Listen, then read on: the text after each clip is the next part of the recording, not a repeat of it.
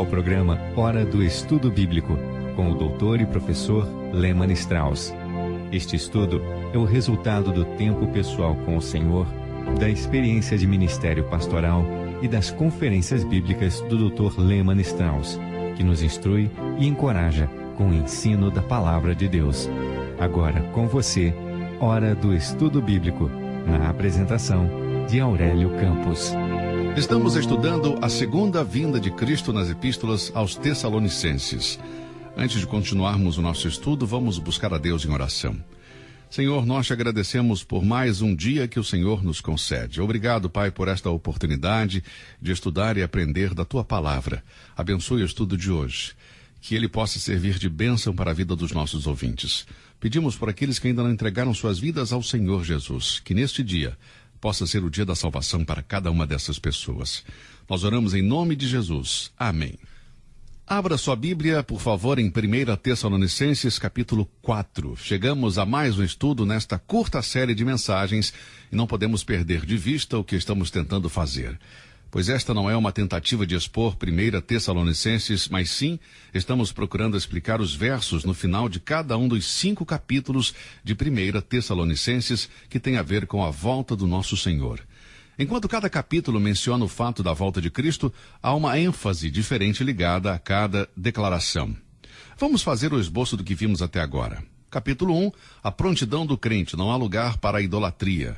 2, as recompensas do crente, não há lugar para a ociosidade ou para a preguiça. 3, os relacionamentos dos crentes, não há lugar para a intolerância, temos que amar uns aos outros. Bom, antes de começar o capítulo 4, eu gostaria apenas de relatar um incidente que ocorreu em uma igreja que eu pastoreava. Havia um homem muito rico naquela igreja, um milionário. E quando eu cheguei nesta igreja, ele e um outro homem na igreja não se falavam. Ambos eram cristãos e membros da igreja por muitos anos. Então eu me dirigi ao milionário um dia e disse para ele: eu percebi que você e seu irmão fulano de tal não estão se falando bem. E ele confirmou, disse isso mesmo. E eu nunca pretendo falar com ele novamente. Então eu disse: você percebe quantas pessoas na igreja sabem disso e como isso está afetando a vida espiritual da igreja? E ele me respondeu: eu não tenho nada a ver com isso. Bem, eu poderia ver que eu não estava indo muito longe com ele naquele momento. Então eu decidi me dirigir ao outro irmão. E percebi que ele de fato era um irmão.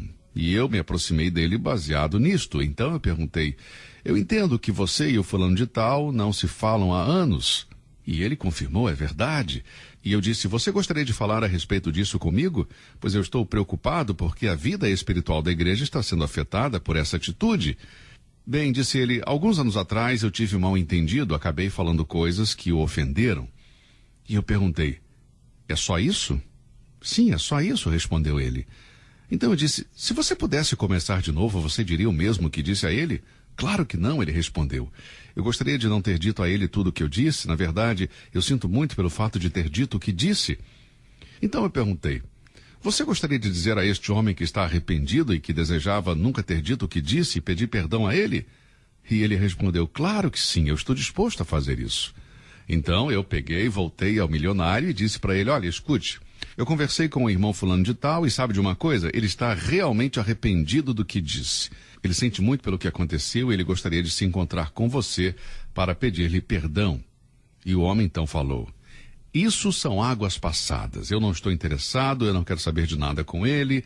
Enfim, aquele milionário morreu. Não viveu muito mais depois da nossa conversa, mas ele viveu e morreu tendo a satisfação de odiar um homem, que em sua opinião o tinha ofendido. Ele nunca aprendeu a lição tão preciosa de Efésios 4:32. Antes, sede uns para com os outros benignos, misericordiosos, perdoando-vos uns aos outros, como também Deus os perdoou em Cristo. Eu já disse que ele era um homem milionário. E eu lhe perguntei: o que você era quando Deus encontrou você? Você era um pecador, merecedor do inferno.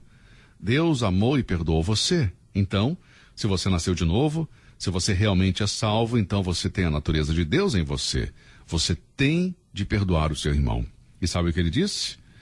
Eu não tenho que fazer coisa alguma deste tipo. Ele levou até a morte aquela atitude. Agora, se ele foi para o céu ou não, eu não posso dizer, pois não sou juiz. mas eu certamente tenho algumas razões justificáveis para duvidar se ele foi ao céu.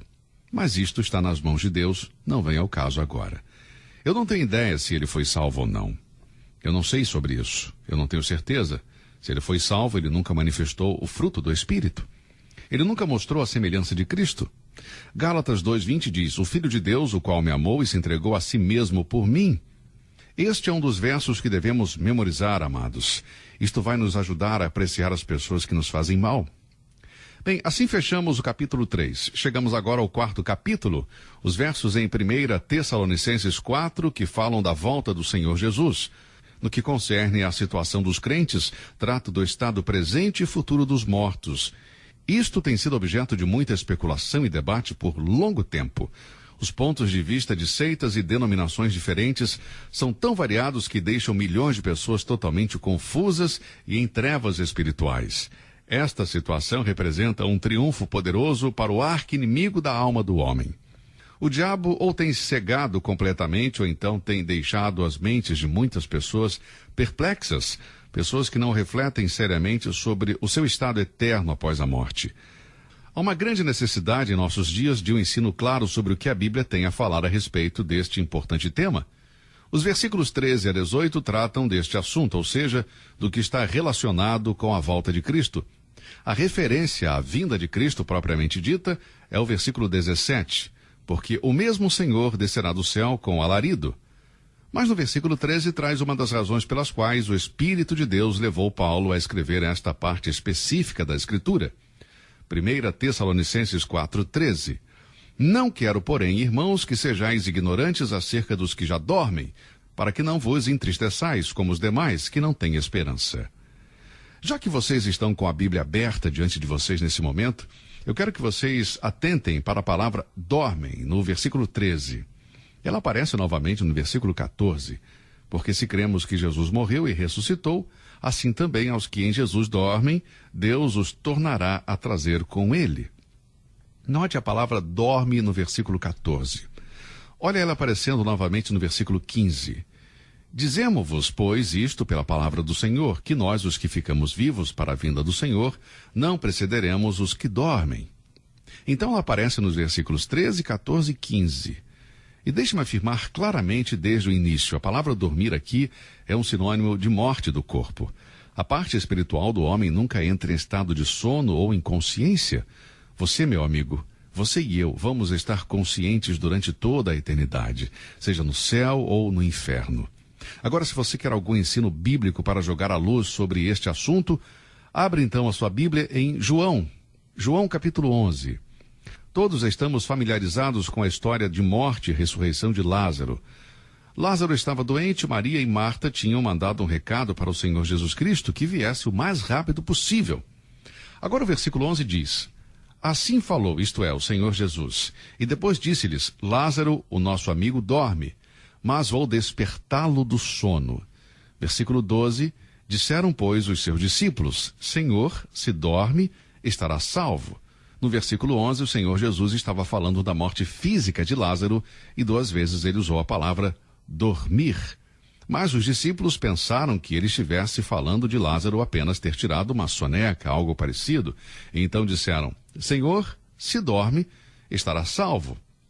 Mas o versículo 13 diz: mas Jesus dizia isto da sua morte. Eles, porém, cuidavam que falavam do repouso do sono.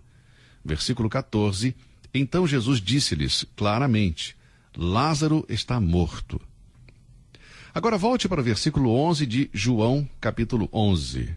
Nosso amigo Lázaro dorme. Agora desça um pouco mais até o versículo 14. Se você não conseguir acompanhar, vai anotando aí para depois você ler todas essas passagens. Bom, no versículo 14 diz: então, Jesus disse-lhes claramente: Lázaro está morto. Aqui o Senhor Jesus usou as palavras morte e dormir como sinônimos, de modo que ele não está falando da morte espiritual do homem. Como eu disse e repito, a alma do homem nunca cai em um estado de sono ou inconsciência. O homem foi criado por Deus para uma eterna e consciente existência. Lá em 1 Coríntios 15, o texto clássico sobre a ressurreição, lemos nos versículos 17 e 18. E se Cristo não ressuscitou, é vã a vossa fé, e ainda permaneceis nos vossos pecados. E também os que dormiam em Cristo estão perdidos. Paulo usa a palavra dormir como sinônimo de morte. E novamente no versículo 51, eis aqui vos digo um mistério. Na verdade, nem todos dormiremos, significando que nem todos vão morrer. Então vamos agora para o capítulo 4 de 1 Tessalonicenses, no que concerne a volta do Senhor e dos entes queridos que morreram. A palavra dormir, nos versículos 13, 14 e 15, é um sinônimo de morte do corpo. O que realmente tinha acontecido é que, em Tessalônica, os crentes foram ensinados de que Cristo estava vindo outra vez e que, quando ele viesse, os crentes seriam arrebatados para estar com ele e ir para o céu com ele.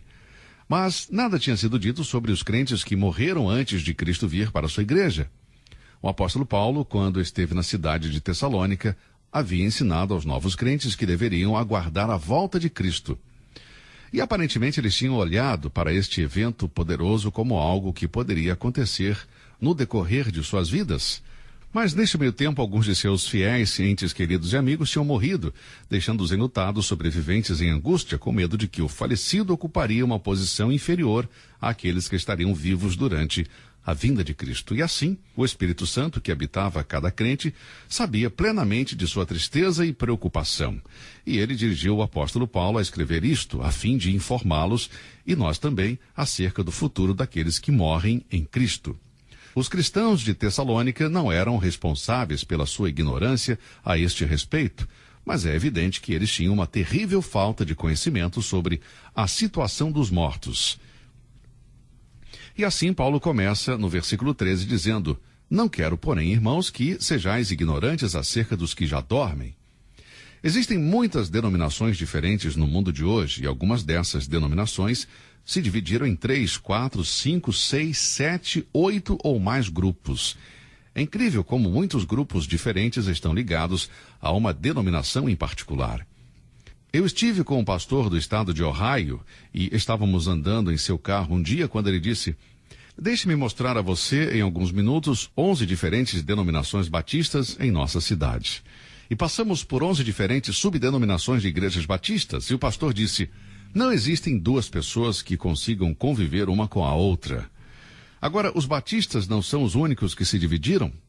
Há diferentes ramos dos metodistas, tem havido várias divisões na igreja presbiteriana, na igreja luterana. Isso é muito comum. Há os irmãos Plymouth, os irmãos menonitas em Cristo e há também os irmãos da graça. Mas aqui no verso 13, você tem a maior denominação do mundo, os irmãos ignorantes. Não quero, porém, irmãos, que sejais ignorantes. E se você viajar como eu viajo entre os cristãos professos, é terrível ver quanta ignorância existe entre o assunto que Paulo estava lidando aqui, nos versículos 13 e 18 de 1 Tessalonicenses, capítulo 4. Como eu disse e repito, os cristãos não eram os responsáveis pela sua ignorância. A Bíblia não tinha sido toda escrita ainda, mas fato é que eles tinham falta de conhecimento sobre a situação dos mortos. Portanto, temos que entender no início de nosso estudo que as seitas religiosas que usam essa e outras passagens semelhantes em apoio à sua falsa doutrina acerca do sono da alma estão cometendo um erro gravíssimo. A palavra dormir é um sinônimo de morte e é usada somente para referir-se ao corpo. Lucas escreveu sobre a morte de Estevão em Atos 7,60, dizendo que ele adormeceu. Ninguém pode negar que isso não seja morte física. E Paulo escreveu na carta aos Coríntios mais tarde: mas de fato Cristo ressuscitou dentre os mortos e foi feito as suas primícias dos que dormem. E a mesma palavra é usada 3 vezes mais no mesmo capítulo 15 de 1 Coríntios. Mas lembre-se, apenas o corpo está em vista neste uso metafórico da palavra dormir. A parte espiritual do homem nunca cai ou entra em um estado de sono ou inconsciência. Quando Daniel disse: e os que dormem no pó da terra, em Daniel 12:2, ele, assim como os escritores do Novo Testamento, estava usando uma linguagem que não era aplicável ao aspecto espiritual do homem. É somente o corpo que morre e é sepultado. Apenas o corpo é que vai para o pó. Portanto, é apenas o corpo que retornará e será ressuscitado. Mas o que acontece com o Filho de Deus quando o corpo morre? O que acontece quando a estrutura física do crente, que é a nossa casa terrestre desse tabernáculo, morre? Bem, 2 Coríntios 5 diz que ele está ausente do corpo e presente com o Senhor. E Filipenses 1:23 diz que ele partiu para estar com Cristo. Este estado, Paulo acrescenta em Filipenses 1:23, é muito melhor, o que significa que é muito melhor do que este estado terreno de comunhão alegre com Cristo e de serviço a Ele. Certamente tal condição não condiz com a ideia de que o espírito está inconsciente. Quando está escrito acerca dos santos da tribulação, bem-aventurados os mortos que morrem no Senhor, Apocalipse 14:13, este estado de bem-aventurança, de maneira nenhuma, poderia significar um estado de inconsciência, visto que um estado de inconsciência não pode ser um estado de felicidade, ou mesmo um estado de infelicidade. Então, por maior que seja a nossa tristeza pela morte de um ente querido, e lembre-se de que Jesus chorou quando Lázaro morreu, isto não deve ser comparado com o desespero e a falta de esperança dos perdidos, como Paulo acrescenta, para que não vos entristeçais como os demais que não têm esperança. Eu acho que alguns dos momentos mais sombrios que eu vivi foram sepultamentos. Lembro-me de um em particular em que um querido servo de Deus estava diante do caixão de sua querida esposa, na frente da igreja que ele pastoreava. E ele não olhou para o caixão, mas ele olhou para o céu e, chamando pelo nome da esposa, disse-lhe: "Querida, eu vou te ver amanhã." Ele sabia que naquele caixão estava apenas o corpo de sua amada, mas que o seu espírito tinha ido para estar com o Senhor. Então uma de suas filhas, que não tinha feito uma profissão de fé em Cristo ainda, que nunca honrara o Deus de sua mãe ou a Bíblia que sua mãe amava, ficou de pé diante daquele caixão e, em desespero, ela literalmente se atirou sobre o corpo da mãe, de modo que o coveiro teve que contê-la. Ela deu um grito aterrorizante: minha mãe, eu nunca vou ver você de novo." Se aquela filha morreu no mesmo estado em que se encontrava, ela de fato nunca foi ver a mãe novamente. Elas estão em desespero? Agora Paulo diz: eu não estou dizendo que você não deve ficar triste, mas eu não quero que você tenha a mesma tristeza que os outros que não têm esperança. A provisão que Deus fez para aqueles que morrem antes do retorno de Cristo é vista nas palavras do versículo 14. Aos que em Jesus dormem, Deus os tornará a trazer com ele. Você vê, a notícia da morte de alguns dos santos de Tessalônica tinha chegado ao apóstolo, e com isso ele queria confortar os santos que estavam vivos, com o fato de que aqueles que morreram e cujos corpos estavam enterrados estão com Cristo. Portanto, quando Cristo voltar, ele os trará consigo. Jesus não quis dizer não existência. Suas últimas palavras na cruz foram: Pai, nas tuas mãos entrego o meu espírito. Lucas 23:46. E é com o Pai que tanto o seu espírito quanto o seu corpo ressuscitado estão agora. Atos capítulo 1 diz: ele foi recebido em cima, no céu. Marcos 16:19 diz que ele está à direita do Pai. Hebreus 1:3 mostra que ele está assentado à direita do Pai. E assim como foi feita a provisão para o corpo e para o espírito de Cristo, assim também foi feita a provisão para o espírito e para o corpo dos que morreram em Cristo. Seus espíritos estão com ele neste momento. E quando ele voltar a reunir os santos vivos para si mesmo e ressuscitar os corpos dos santos que morreram, ele trará os espíritos dos mortos consigo. E já que eles estão com Jesus neste momento, eles retornarão com ele. No momento do arrebatamento, os mortos em Cristo vão acompanhar Cristo, assim como vimos em 1 Tessalonicenses 3:13.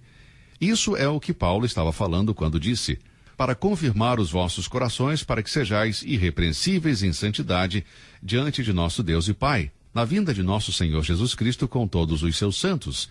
Eles estão com ele agora, e quando ele vier, ele os trará consigo. E assim, antes de o apóstolo continuar a desenvolver o tema principal, ele passa a dar a sua autoridade ao seu ensino. Ele diz no versículo 15: Dizemo-vos, pois, isto pela palavra do Senhor. Esta não é apenas teologia paulina, meus queridos amigos, é uma revelação de Deus. Ele escreve com autoridade divina. Ele transmite uma revelação dada diretamente a ele pelo Espírito Santo. Agora eu quero dar-lhes um resumo destes versos, começando com o versículo 13. Versículo 13, a razão, porque o Espírito Santo dirigiu Paulo a escrever. Porque o Espírito Santo dirigiu Paulo a escrever este texto em particular a respeito da ressurreição dos mortos e do retorno do Senhor e do arrebatamento de todos os crentes, bem como do seu encontro com Cristo. A razão é que os crentes tessalonicenses não tinham conhecimento acerca de seus entes queridos que haviam morrido no Senhor. Eles simplesmente não sabiam. Eles não entendiam o que tinha acontecido com os entes queridos e o que iria acontecer no futuro. Não quero, porém, irmãos, que sejais ignorantes acerca dos que já dormem, para que não vos entristeçais como os demais, que não têm esperança. Paulo não disse para que não vos entristeçais, mas sim para não vos entristeçais como os demais, que não têm esperança. Agora, o raciocínio se encontra no versículo 14. Porque se cremos que Jesus morreu e ressuscitou, assim também aos que em Jesus dormem, Deus os tornará a trazer com ele. Note o raciocínio lógico do versículo 14. Se cremos que Jesus morreu e ressuscitou, a pergunta é: cremos nisso? Claro que cremos. Você não pode ser um crente se negar a ressurreição do Senhor Jesus. Romanos 4, 25 diz: o qual por nossos pecados foi entregue e ressuscitou para a nossa justificação. Romanos 10, versículo 9. Se com a tua boca confessares ao Senhor Jesus e em teu coração creres que Deus o ressuscitou dentre os mortos, serás salvo. E já que isto é verdade, o inverso é igualmente verdadeiro. Se você não crer em seu coração que Deus o ressuscitou dentre os mortos, você não será salvo. Vamos supor por um momento que alguém que me ouve agora não creia na ressurreição literal do corpo de Cristo. Você pode, por favor, me dizer a quem você está adorando? Se você está adorando a um Cristo morto, então, meu caro amigo, não posso crer que você seja muito inteligente. O seu QI deve ser muito baixo. Quem se importaria em adorar um Cristo morto? Se eu cresse que Cristo ainda está morto e seus ossos viraram pó no túmulo de José de Arimateia, então não perderia um minuto sequer em servi-lo. Nem estaria ensinando a Bíblia e pregando Cristo para as pessoas que eu encontro. Eu não perderia um minuto sequer fazendo isto, não mesmo? No versículo 14 encontramos o raciocínio lógico. Nós cremos que Jesus morreu e ressuscitou, e aqui está a conclusão lógica. Assim também aos que em Jesus dormem, Deus os tornará a trazer com ele. Você percebe o desenvolvimento do raciocínio aqui? Até agora temos a razão, no versículo 13, o raciocínio, no versículo 14, e agora a revelação, no versículo 15. Dizemos-vos, pois, isto pela palavra do Senhor. Paulo está falando, escrevendo com autoridade divina, que ele está transmitindo uma revelação dada diretamente a ele pelo Espírito Santo. Os cristãos em Tessalônica não precisavam ficar ansiosos, nem excessivamente preocupados com os santos que já morreram, porque Paulo está falando com autoridade divina. Toda a Escritura é inspirada por Deus. Toda a Escritura está inspirada por Ele. Esta é a única e grande verdade sobre a qual todo o meu ministério é construído. Eu creio na completa inerrância. Toda a Escritura é inspirada por Deus. E o que eu prego para você hoje é baseado na inspirada, infalível, inerrante, indestrutível e imutável Palavra de Deus, o Deus vivo. A Bíblia não apenas contém a palavra de Deus, a Bíblia é a palavra de Deus, toda ela. Eu tenho pouca paciência com a neo-ortodoxia que nos quer fazer crer que a Bíblia contém a palavra de Deus. Se a Bíblia tivesse apenas a palavra de Deus, quem seria a autoridade final para determinar o que é e o que não é a palavra de Deus neste livro? Meu amigo, aqui se diz toda a palavra de Deus, toda a Escritura é inspirada por Deus. Então, no versículo 15, temos a revelação. No 13, a razão. No versículo 14, o raciocínio. E no 15, a revelação. Antes de passar para o versículo seguinte, eu quero que você note a palavra precederemos, no versículo 15. Ela significa anteceder, ou vir antes. Então, o que Paulo está dizendo aqui é que nós, os que ficarmos vivos para a vinda do Senhor, ou seja, os crentes que estiverem vivos na terra, na volta de Cristo, não precederemos, não iremos para o céu antes daqueles que estiverem mortos. Você vê, ele está tratando da falta de conhecimento, como nos diz o versículo 13. Eles eram ignorantes acerca dos que morreram no Senhor. Paulo disse, em outras palavras, fiquem tranquilos. Deixe-me dar-lhes algo com autoridade divina.